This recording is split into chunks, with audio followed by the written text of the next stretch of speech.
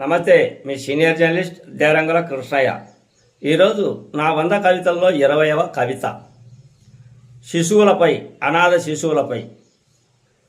ఇటీవల కాలంలో ఎక్కువగా శిశువులను కనడం, వాళ్ళను హాస్పిటల్లో వదిలివేయడం, అటు తర్వాత చెత్తబుట్టలలో వేయడం, రోడ్డు పక్కన విసిరి పారేసి వెళ్ళడం చాలా దృశ్యాలు మనం చూస్తూ ఉన్నాం.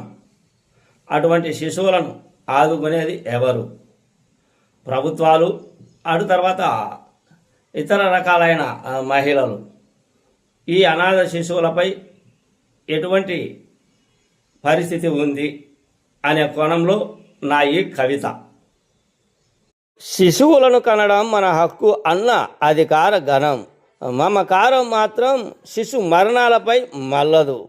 అప్పుడే శిశువును కన్న అమ్మ పసిగుడ్డును రోడ్డున పడేసిన, శిశువులను చెత్తాచెదారంలో వదిలేసిన, జనసంఖ్య పెంచండంటూ చెబుతున్న మహానుభావులారా, భావితరాలకు నేటి శిశువులే ఎంతోమందికి శిష్యులై సస్యశ్యామలం కోసం ఎదిగే అనాథ శిశువుల కోసం ఏ అధికారం అల్లాడుతుందో అందరికీ తెలుసు.